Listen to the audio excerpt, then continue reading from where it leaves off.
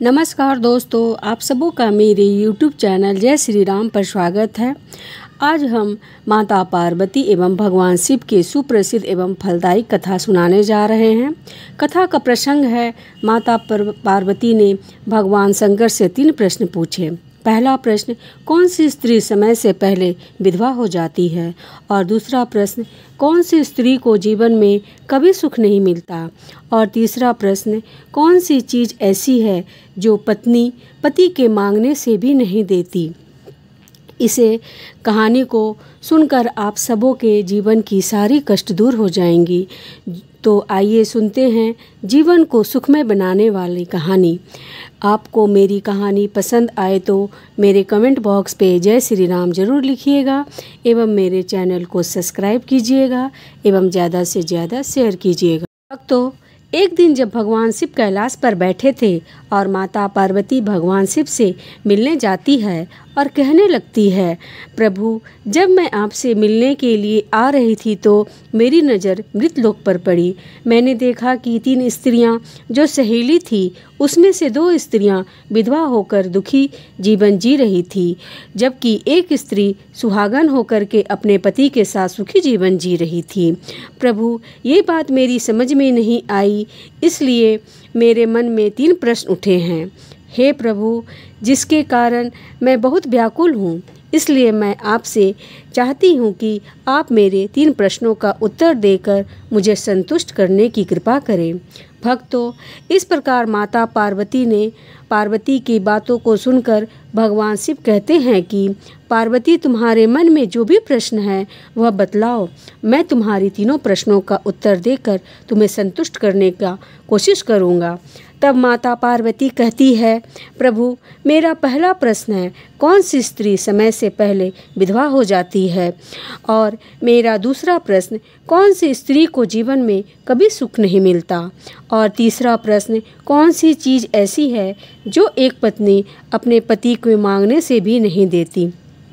भक्तों, इस प्रकार माता पार्वती के प्रश्न सुनकर भगवान शिव कहने लगे, पार्वती, तुम जिन स्त्रियों की बात कर रही हो उसमें से 2 स्त्रियां विधवा होकर अपने जीवन जी रही है और एक स्त्री सुहागन होकर के अपनी पति के साथ सुखी जीवन जी रही है। तुम जानना चाहती हो आखिर ऐसा क्यों? इसके लिए मैं तुम्हें एक छोटी सी कहानी सुनाता हूँ। तुम इसे ध्यानपूर्वक सुनना, क्योंकि आधा अधूरी कहानी सुनने वाले को आधा अधूरा ही ज्ञान प्राप्त होता है, जो काम कभी नहीं आता, क्योंकि तुम्हारे 3 प्रश्न के उत्तर इसी छोटी सी कहानी में है। कहानी को अगर तुम ध्यान से सुनोगी तो तुम्हारे 3 प्रश्न के उत्तर अवश्य मिलेंगे और तुम्हें संतुष्टि प्राप्त होगी। भक्तों, माता पार्वती कहती हैं कि हे प्रभु, मैं आपकी बात से सहमत हूँ। आप कहानी शुरू कीजिए, मैं कहानी को पूरे मन से सुनूंगी और तब तक आप अपनी कहानी बोलेंगे तब तक मेरे मन दूसरे स्थान पर नहीं जाएगा। तब भगवान शिव कहते हैं, हे पार्वती, सबसे पहले मैं तुम्हें उस स्त्री की कहानी सुनाता हूँ जो सुहागन बनकर सुखी जीवन जी रही है। सुनो, जिस सुहागन स्त्री की तुम बात कर रही हो वह स्त्री एक राजा के नौकर की पत्नी है, और जिस नौकर की वह पत्नी है वह नौकर को अपनी पत्नी पर पूर्ण विश्वास और भरोसा है कि वह पतिव्रता है, जिसकी बातें वह अपने साथियों में बार बार करता है। अब देखो, एक दिन की बात है, उस राजा के नौकर ने अपनी पत्नी की प्रशंसा इतनी की कि बात धीरे धीरे फैलते फैलते राजा के दरबार तक पहुंच गई। फिर तो राजा ने अपने नौकर को बुलवाया और उस नौकर से कहा कि तुम हर किसी से कहते हो कि तुम्हारी पत्नी पतिव्रता है, क्या वास्तव में तुम्हारी पत्नी पतिव्रता है? तुम्हें पूर्ण विश्वास है?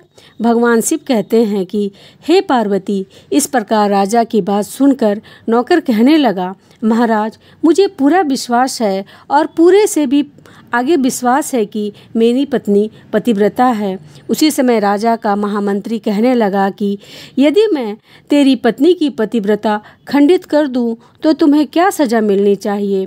फिर तो नौकर ने कहा, यदि आप मेरी पत्नी की पतिव्रता खंडित कर देंगे तो महाराज मुझे फांसी दे देना। और फिर राजा का नौकर भी मंत्री से कहता है कि महाराज, अगर ये मंत्री मेरी पत्नी की पतिव्रता खंडित नहीं कर पाए तो इनको क्या सज़ा मिलनी चाहिए। तब राजा ने कहा, तब मंत्री को भी फांसी की सज़ा दी जाएगी। भगवान शिव कहते हैं कि हे पार्वती, इस प्रकार मंत्री ने स्वीकार कर लिया और नौकर से पूछा, क्या वस्तु लाऊं जिससे तुम मानोगे कि तेरी पत्नी की पतिव्रता खंडित हो गया है। नौकर ने कहा, मंत्री जी, यदि आप मेरे घर से जाकर मेरे विवाह के समय पर मिली एक पटका और एक कटार जो शादी में दूल्हे को देते हैं, वो मेरे पत्नी ने बहुत ही संभाल कर रखी है, जो कि सुहाग की निशानी मानी जाती है। यदि आप पटका और कटार लाकर मुझे दिखा दे तो मैं मान जाऊंगा कि मेरी पत्नी का धर्म तुमने पूरी तरह से नष्ट कर दिया है। भगवान शिव कहते हैं कि हे पार्वती, शर्त स्वीकार हो जाने के बाद में मंत्री शहर में जाता है और एक दूती से जाकर मिलता है। वो दूती हमेशा एक दूसरे को भिड़ाने का काम करती थी और जो काम कोई नहीं कर सकता था वो काम करने में सक्षम थी। फिर इस प्रकार उस मंत्री ने उस दूती को अपने स्वार्थ के लिए बुलाया और दूती से कहा, देखो, इस नाम का एक व्यक्ति है, उससे मेरी शर्त लगी है। और मंत्री ने उस शर्त के बारे में दूती को सारा कुछ बतला दिया। फिर उस दूती से कहने लगा कि तुम कैसे भी करके उस स्त्री से मेरा संपर्क करवा दे, तुम्हें जितना भी धन चाहिए मैं तुम्हें दूंगा। भगवान शिव कहते हैं कि हे पार्वती, इस प्रकार मंत्री की बात सुन करके दूती कहने लगी, भाई, आप उस औरत के बारे में बात कर रहे हो, वो औरत पूरी तरह से पतिव्रता है। वह तुम्हारी तरफ थूकेगी भी नहीं, तुम्हारी शक्ल भी नहीं देखेगी और उसके परिवार के व्यक्ति भी बहुत खूंखार हैं, तुम्हारी खाल उधेड़ देंगे। तो मंत्री कहने लगा, तो ठीक है, तुम मेरी उससे संपर्क मत करवाना।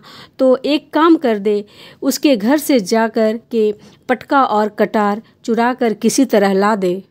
उसके कमर या जांग में कोई चिन्ह हो तो देखकर मुझे बता देना, मैं तुम्हें मुँह मांगा इनाम दूंगा। भगवान शिव कहते हैं, हे पार्वती, यह बात दूती को समझ में आ गई और उसने कहा कि मैं तुम्हारा काम कर दूंगी। नौकर शहर में रहता था। दूती उसके घर जाती है और उसकी पत्नी से कहती है, मैं तेरी पति की बुआ हूँ, मैं कई वर्षों के बाद आई हूँ। तब नौकर की पत्नी ने कहा, आओ बुआ जी, मैंने पहले कभी भी आपको नहीं देखा, इसीलिए पहचान नहीं पाई। इस तरह उस दूती को नौकर की पत्नी ने बहुत बड़ा सम्मान दिया। उसे क्या मालूम था कि वह उसके घर में उससे छल करने के लिए आई है। भगवान शिव कहते हैं, हे पार्वती, वह दूती उस पतिव्रता स्त्री के साथ 2 दिन रुकी। जब वह स्त्री स्नान करने लगी तो वह दूती उसकी कमर मलने लगी। उसने बहुत मना किया, लेकिन दूती नहीं मानी और कहने लगी, मुझे तो तुम बेटी से भी प्यारी लगती हो, मना मत करो, काफ़ी दिनों के बाद में तुमसे मुलाकात हुई है। ऐसा कहकर दूती उसके शरीर पर हाथ फिराने लगी।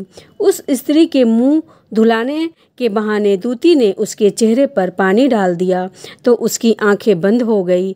इस तरह उसके जांघ पर एक तिल था जो उस दूती ने देख लिया और बस उसका काम बन गया। उधर वह पतिव्रता स्त्री स्नान करने के बाद रसोई में खाना बनाने गई। तब दूती को मौका मिल गया और वह पटका और कटार उस नौकर घर से चुरा कर भाग गई। और दूती ने वो पटका और कटार जाकर मंत्री को दे दिया और उसके जांघ पर तिल वाली बात भी उसे बता दिया। भगवान शिव कहते हैं कि हे पार्वती, फिर मंत्री पटका और कटार लेकर सीधा महाराज के दरबार में पहुंच गया और राजा से जाकर कहा, महाराज, मैंने नौकर की पत्नी के पास 2 दिन बिताए और ये पटका और कटार उसी के हाथों से लेकर आया हूँ। फिर राजा ने दरबार लगाया और नौकर को बुलवाया तथा महामंत्री से सभा में पटका तथा कटार नौकर को दिखाने के लिए कहा। राजा की आज्ञा पाकर के मंत्री ने उस नौकर को पटका और कटार दिखाया और उसकी पत्नी की जांघ पर तिल है ये भी बात बतलाई। तो नौकर यह मान गया कि आज मेरी पत्नी ने अपनी पतिव्रता धर्म पूरी तरह से भंग करवा लिया है। भगवान शिव कहते हैं कि हे पार्वती, फिर तो फांसी का दिन 15 दिन बाद का रख दिया गया और कहा नौकर को 15 दिन के बाद फांसी पर चढ़ाया जाएगा। और इस प्रकार से नौकर से उसकी अंतिम इच्छा पूछी गई। तो नौकर ने कहा, मैं अपनी पत्नी से अंतिम बार मिलना चाहता हूँ। तब भगवान शिव कहते हैं, हे पार्वती, उस राजा ने अपने नौकर को आज्ञा दे दी कि तुम अपनी पत्नी से मिल सकते हो। फिर वह अपने घर गया और अपनी पत्नी से बोला कि तुमने मेरे साथ बहुत बड़ा विश्वासघात किया। मैंने तुम्हारे विश्वास पर मंत्री से ऐसी शर्त लगाई थी। राजा के दरबार में राजा के सामने मैंने कहा था कि मेरी पत्नी का पतिव्रता को कोई नष्ट कर दे तो मुझे फांसी लगा देना। अब मुझे 15 दिन के बाद फांसी लगा दी जाएगी। मेरे साथ विश्वासघात करके तुमने ठीक नहीं किया। भगवान शिव कहते हैं कि हे पार्वती, उस पतिव्रता स्त्री ने अपने नौकर पति को सारी बात बतलाई, मगर उससे विश्वास नहीं हुआ और पुनः वह राजा के दरबार में पहुंच गया। फिर राजा ने उसे कैद में डलवा दिया। फिर उधर नौकर की पत्नी ने भगवान को याद किया और राजा के दरबार में गई और दरबार में नाच दिखाने की आज्ञा मांगी। भगवान शिव कहते हैं कि पार्वती, नौकर की पत्नी बहुत ही सुंदर थी और वह भेष बदल कर गई थी। तब राजा ने उसे नाचने की आज्ञा दे दी। फिर दरबार के सभी मंत्री संतरी आदि से कहते हैं कि सुंदरी का नाच करवाने के लिए पूरी व्यवस्था करें। फिर भगवान शिव कहते हैं कि हे पार्वती, फिर दरबार में सारे मंत्री, महामंत्री, राजा एवं सभी राज दरबारी दरबार में उपस्थित हुए। फिर उस नौकर की पत्नी ने एक नाचना शुरू किया। तब राजा को उस स्त्री का नाच बहुत ही सुंदर लगा। तब राजा ने कहा कि तुम मुझसे क्या मांगना चाहती हो? जो तुम मांगोगी मैं तुम्हें वही दूंगा। भगवान शिव कहते हैं कि हे पार्वती, उस नौकर की पतिव्रता स्त्री ने कहा, महाराज, आपके सभा में एक चोर है जिसने मेरे रुपये लिए थे लेकिन आज तक वापस नहीं दिए। उसे फांसी की सज़ा दे दीजिए। तब राजा ने कहा, ठीक है, बताओ मेरे दरबार में तुम्हारा चोर कौन है, उसका नाम क्या है, मैं उसे फांसी की सज़ा जरूर दूंगा। भगवान शिव कहते हैं कि हे पार्वती, तब नौकर की पत्नी कहती है कि महाराज, आपके दरबार में जो आपका मंत्री है वही मेरा चोर है, आज उसे फांसी की सज़ा अवश्य दे। वही मंत्री ने जब सुना कि ये सुंदरी मुझे अपना चोर बता रही है तो मंत्री कहने लगा कि महाराज, मैं कसम खाकर कहता हूँ कि मैंने इसका कुछ नहीं चुराया। मैंने इसे पहले कभी देखा ही नहीं है तो मैं इसके रुपये कैसे चोरी कर सकता हूँ। मैंने आज तक इसकी शक्ल भी नहीं देखी है। भगवान शिव कहते हैं कि हे पार्वती, जब मंत्री कहता है कि आज तक इस स्त्री को मैंने कभी नहीं देखा, तब वह सुंदरी कहती है कि महाराज, अगर ये मंत्री मुझे नहीं जानता है तो इससे पूछिए कि ये पटका और कटार कहाँ से लाया था। मैं उस नौकर की पत्नी हूँ जो आपके यहाँ नौकरी करता है और आप मेरे निर्दोष पति को फांसी चढ़ाने वाले हैं। अब मैं आपको पूरी दास्तां सुनाती हूँ। ये जो आपका मंत्री है, इसने मेरे पास में अपनी एक दूती को भेजकर मेरी जांघ का तिल का पता लगाया और उसी ने यह पटका तथा कटार को चुराकर इसको लाकर दी।